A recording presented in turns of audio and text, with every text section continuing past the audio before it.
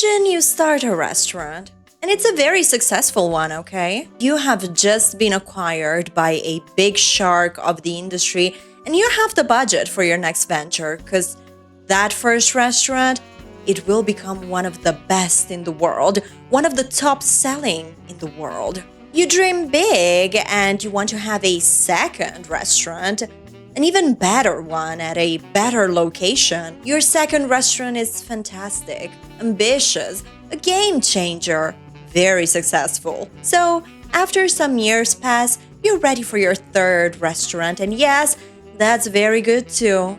Although some people start having criticism, maybe some parts of your third restaurant are a little bit too ambitious for the time. Maybe some years will need to pass for more customers to experience that third restaurant and actually enjoy it. But it will happen. At the same time, your boss, the big shark, keeps getting more and more profit hungry. The deadlines get even shorter, and the cuts keep fracturing your staff. But there comes a fourth restaurant, the worst of them all. It takes years of continuous micro additions to even make it remarkable in any ways. And people need to spend a ton of money to have a kind of decent experience with it. Yikes, that fourth restaurant doesn't even hold any comparisons with the second one, for example. So, just from this rough description, if you had to decide which of these restaurants you will continue investing in and promoting, which one would it be? Honey, you won't believe this, but placed in this exact situation, those big brains at EA picked The Sims 4 out of all the titles. I mean, they really did write one word on their board, remaster, and then blindly picked The Sims 4 to do it. No, I'm not joking. And yes, I have so many thoughts right now, my brain is struggling to even process them. Like, what the f? Rumor has it that insiders from the hot mess that is the Sims franchise right now shared some scorching leaks on the future of this tragedy. Yeah, because it's a tragedy, honey. It has no happy ending, in my opinion. And I mean, in everybody's opinion, because honestly, who the heck would greenlight this? So, let's unpack it, shall we? As expected, when you pull together the different insiders' information, the whole concept gets messier and messier. And I mean, who's surprised here? What are we expecting from the same guys that created a stuff pack and then locked it behind another paid-for DLC?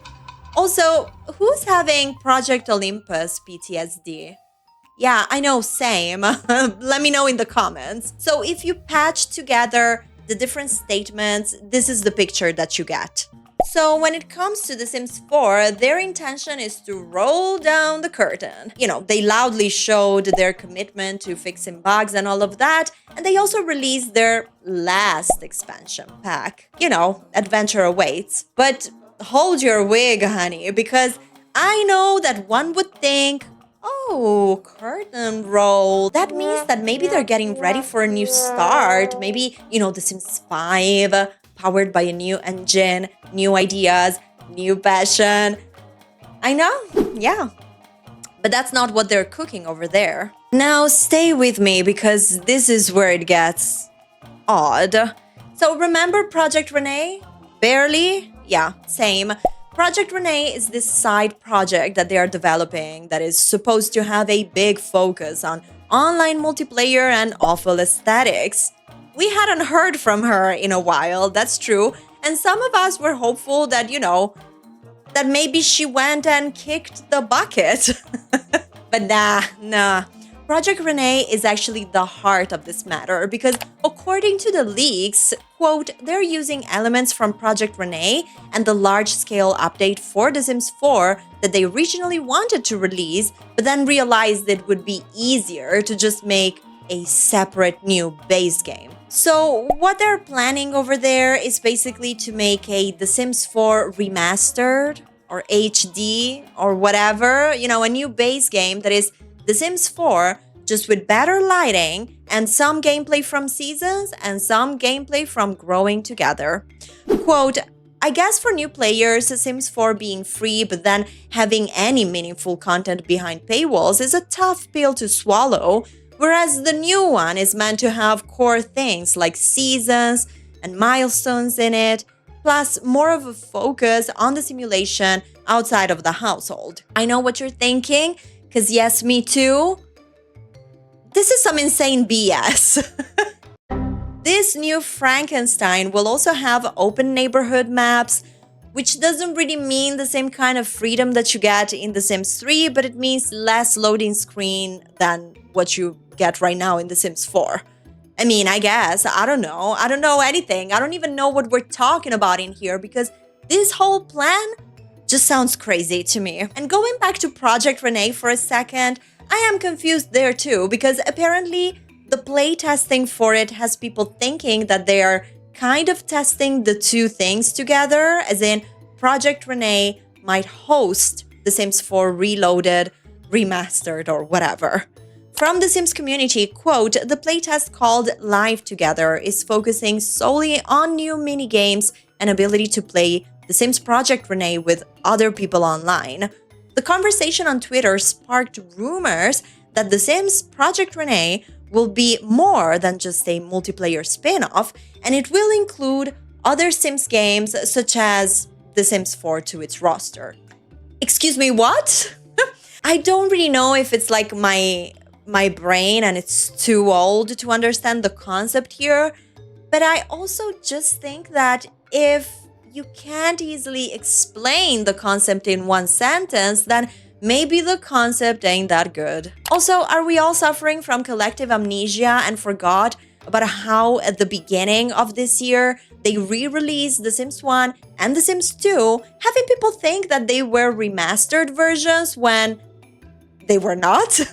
They ran the files through Graphics Rule Maker and put the games back in their store for $40, and now we hear the word remastered and it's for The Sims 4? I mean, make it make sense. But let's cut to the chase here, my friend, because we all know what the reasoning behind this decision is. Yes, we are that smart, EA. The only criteria they used to make this decision on the future of the franchise was budget. Which idea was the cheapest? And this was the idea that they picked because it is, in fact, obviously, the cheapest option. And it's a great way to ensure retention of future players. I mean, they really thought, oh, we can't serve the Sims 4 base game in this state to all of the Gen Alphas, Betas, and Deltas. This is bad. Just make it slightly better and start pretending The Sims 4 never existed. Just like we did, with all the other Sims games. That's it. Done. That's the plan. Can you imagine having wasted so many dollars to be innovative and just top anything and everything with a good next chapter to the franchise? Whew, that would be crazy. And also, let me say this, not that I think that this decision was made as a reaction to the boycott conversation, because no, I don't think that it was.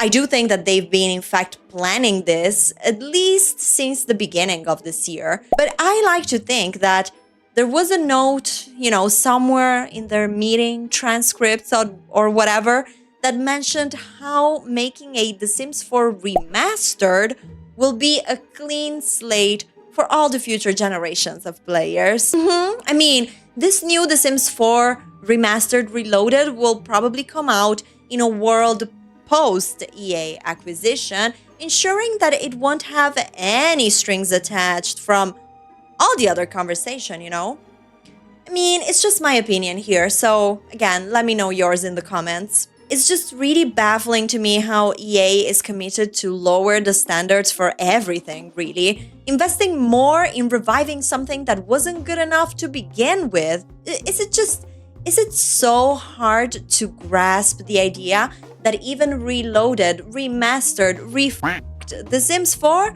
is just not that girl? Yes, sure, it's the most modern out of all the titles, but it was never deemed by anybody who ever played the other games too as, the best in the franchise. It's that simple. And don't get me wrong, it's not that I was sitting here hoping for EA to find better ways to appease my wallet. I mean, for me, they're just digging a deeper grave with this because I want nothing to do with The Sims 4, nor EA's current and future shenanigans. But it would have been cool to just not have known that this is what they're actually working on.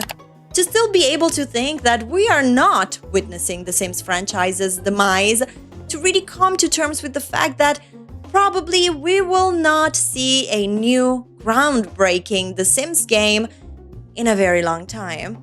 I know I usually try finding some, hopeful ending to these videos because I don't like finishing them on a sour note, but I mean, help me out here. Apart from the morbid entertainment of watching this go down, I have nothing less to take away from these leaks. Lazy, underwhelming, unimpressive, the absolute void of creativity and innovation. No regards for the community or the legacy of the titles. Zero interest in the beautiful type of interactive entertainment that video games represent. I mean, tier 0 in quality.